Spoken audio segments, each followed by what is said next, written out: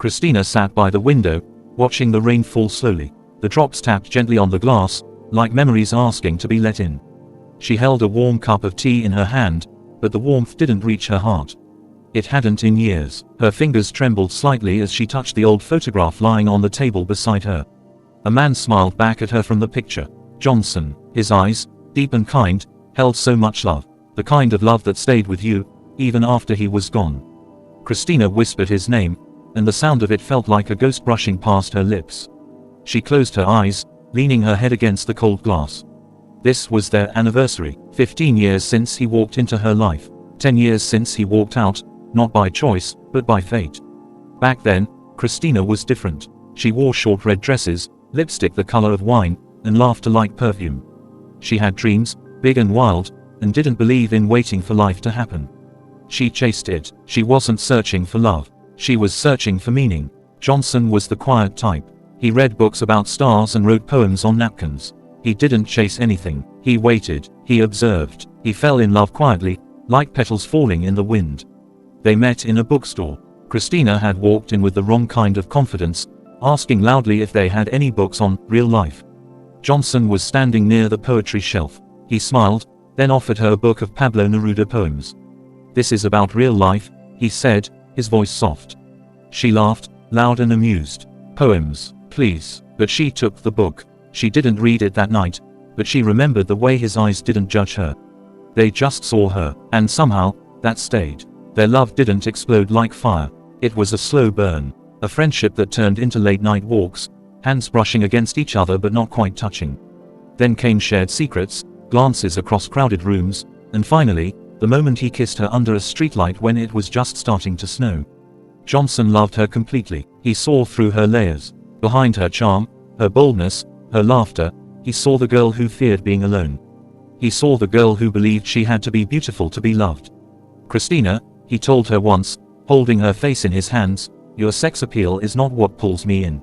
It's the way you fall apart and still smile. It's the way you carry your pain with grace. That's beauty. That's what I love." She cried that night, not because of the words, but because someone had finally said them. The years passed like pages turning in a forgotten diary. They built a life, a small apartment with creaky floors, a garden on the balcony, music that played during dinner, silence that felt safe. But not all love stories are without pain.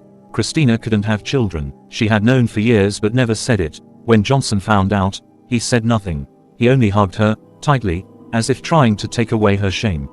"It doesn't change anything," he whispered. But it did, for her. It changed everything. She started to pull away. Slowly, gently. She wore lipstick less, laughed less. She looked in the mirror and saw a woman who couldn't give the man she loved the one thing he dreamed of. She offered to let him go. He refused. He held her in his arms and said, "Love is not what you can give me. It's who you are. I don't want a child. I want you." Still, she carried the guilt. It became her second skin. One summer, Johnson fell ill. First, it was headaches. Then memory loss. Then tests. Then silence. Then the truth. A tumor. Inoperable. 6 months, the doctor said. Christina didn't cry at first. She cooked his favorite meals, sang old songs, held his hand in the dark. She believed if she loved him enough, she could stop time. But time, as always, didn't care. In the last weeks, Johnson barely spoke. His eyes lost their light, but never their warmth. He still looked at her like she was the only thing that mattered. On his final night, she lay beside him, holding him. "I'm sorry," she whispered. "I should have given you more. A family, a future." He smiled weakly. "You gave me everything." And then, like the last page of a book, he was gone.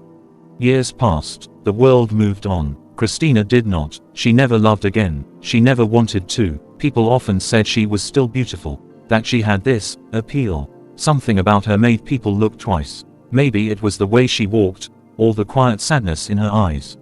They didn't understand. Her beauty was carved from grief. Her glow came from a love that burned so deeply, it left a scar that shimmered in the light. She often thought of Johnson's words, "It's the way you carry your pain with grace." That was her embrace, her comfort. His voice stayed in her, like a lullaby.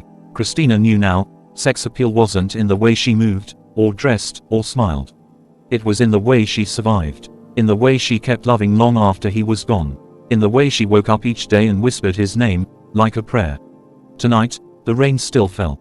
Christina walked to the old piano by the window. She touched the keys gently and played the song Johnson loved, the one they danced to on their 5th anniversary. Her fingers stumbled at first, but soon, the melody filled the room. She closed her eyes. In that moment, she felt him. His arms around her, the power of embrace, a reflection of love, a memory of sacrifice, the echo of pain, and above all, the quiet strength that only true love leaves behind.